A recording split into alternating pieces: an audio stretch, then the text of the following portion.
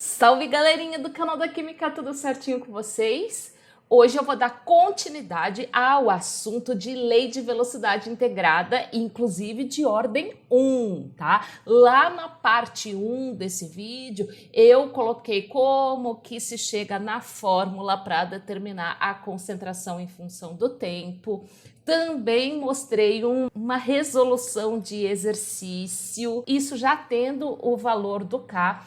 E hoje eu vou dar continuidade ao assunto, demonstrando através de gráfico qual é o comportamento da lei de velocidade integrada, mas não esqueçam, presta atenção, tanto a parte 1 quanto a parte 2 desse vídeo. Eu estou falando de reações de ordem 1, beleza? Ou seja, reações de primeira ordem. Reações de segunda ordem já é uma outra forma de se calcular e que eu ainda vou fazer um vídeo aqui, tá? Então, se você inclusive não é inscrito, já se inscreve, ativa o sininho da notificação, porque aí você já fica sabendo de primeira mão quando os nossos vídeos estão disponíveis. E, inclusive, na nossa playlist de cinética tem um monte de vídeos que fala de velocidade, de reação, de fatores que interferem na velocidade, de como, inclusive, determinar a ordem da reação. Então, é só você clicar lá na nossa playlist que lá você vai aprender muita coisa sobre cinética química.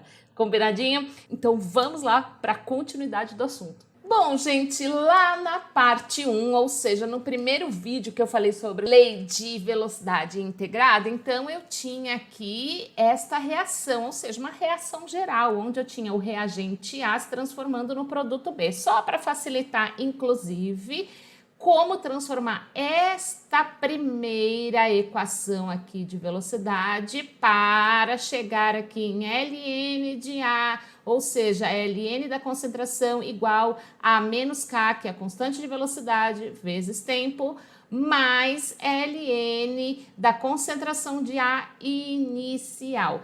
Então, lembrando que isto é uma reação de primeira ordem, então essa lei de velocidade integrada, eu comecei esses vídeos aqui falando de como você calcular a concentração de determinado reagente em função do tempo, mas para reações de primeira ordem, de segunda ordem já é uma outra forma de calcular.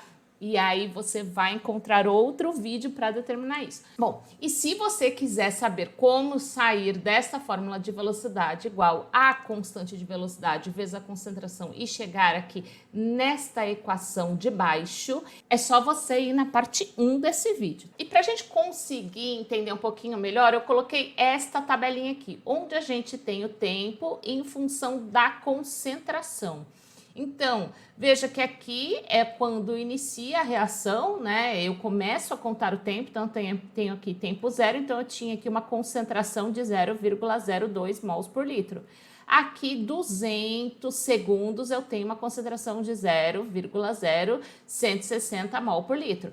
Então, gente, aqui eu coloquei essa tabela para que a gente consiga entender o porquê que é importante utilizar isso daqui. Inclusive, é uma das formas da gente conseguir reconhecer que é uma reação de primeira ordem. Eu só tenho esses dados.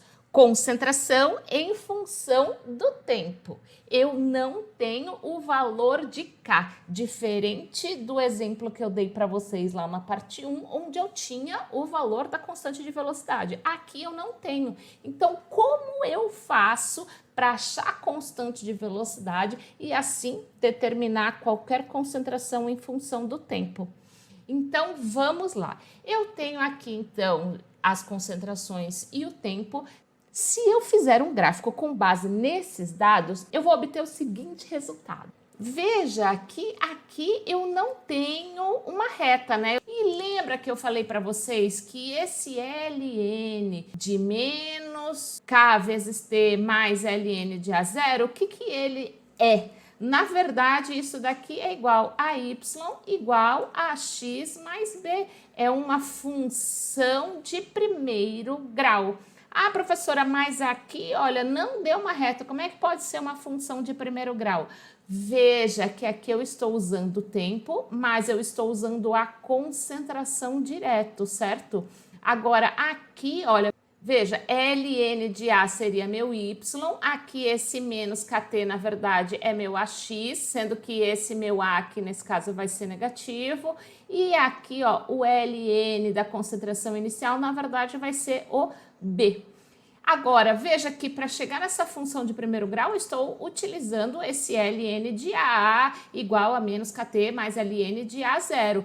Agora, quando eu fiz este gráfico aqui, eu estou usando apenas a concentração, ó, não estou usando o ln, ou seja, o logaritmo neperiano. Então, para que eu consiga chegar numa reta, ou para que eu consiga aplicar essa função de primeiro grau, na verdade, eu preciso ter o ln da concentração, ou seja, o logaritmo neperiano da concentração. Bom, então quando a gente utilizou apenas a concentração, a gente chegou neste gráfico que, sinceramente, não parece uma reta. Então não tem como a gente aplicar essa função de primeiro grau e achar aqui, ó, o coeficiente angular, porque isso não é uma reta. Então o que eu fiz aqui, olha? O que era a concentração, na verdade, eu peguei esses valores, ó, 0,02 e fiz o quê? Tirei o ln, fiz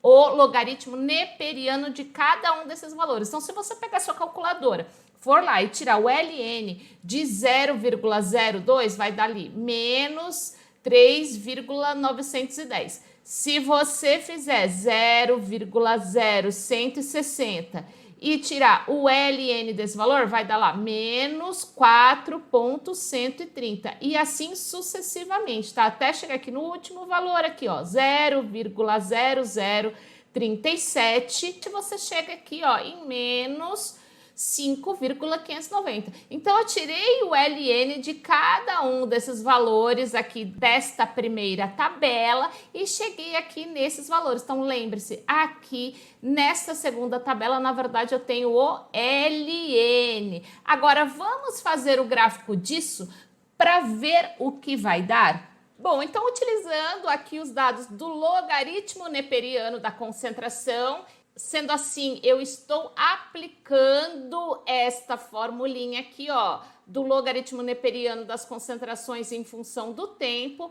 Aí sim eu chego, então, nesta reta e desta forma eu consigo achar qual é a equação da reta e veja, aí eu consigo achar o quê? O valor de K, porque veja, aqui eu estou achando os valores da função de reta, certo? Então aqui, ó, achei o valor de A e achei o valor de B. Agora, o interessante é que a gente saiba esse valor de A.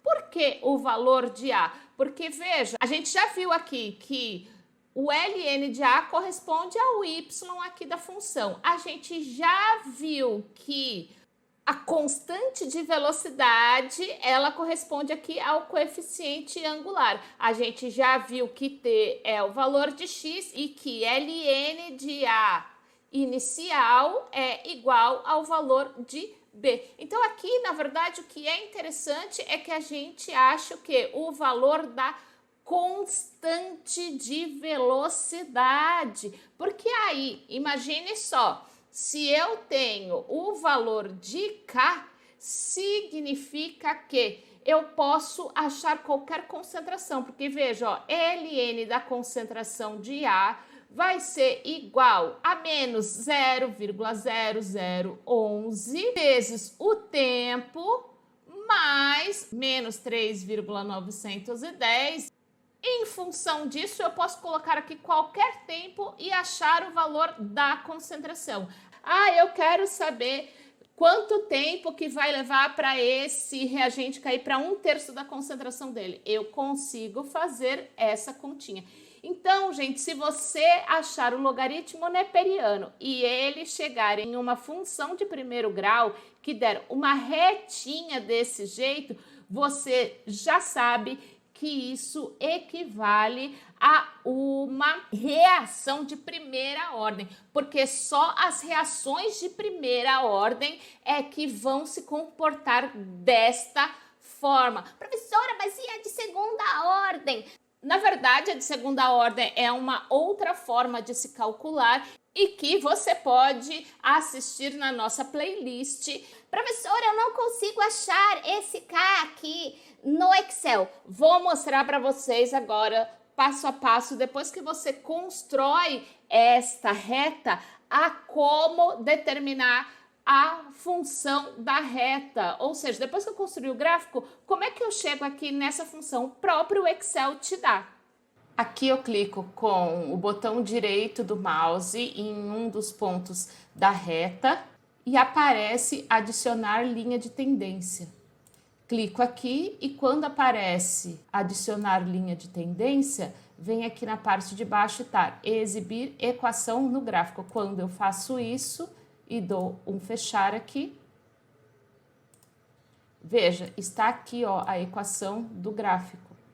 Aqui eu só vou aumentar a fonte para ficar mais fácil. E aqui, então, a gente já tem, ó, o y é igual a ax mais b. Nesse caso, b é negativo e nesse caso aqui, olha, também é negativo, por isso que a reta é decrescente. Mas eu já tenho aqui o valor de a, que na verdade é o nosso k. Ah, mas professora, e se eu não tenho Excel, eu preciso fazer esse cálculo na mão? Você tem como fazer isso, é só você calcular o coeficiente angular, tá? Tem a formulinha para isso e você calcula o coeficiente angular e determina o valor de K. E aí é só você substituir no ln de A igual a menos KT mais ln da concentração inicial. Você tendo esse valor, está tranquilo.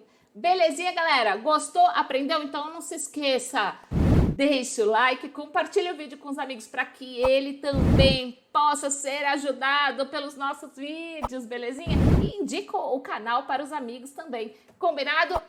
Até o nosso próximo vídeo.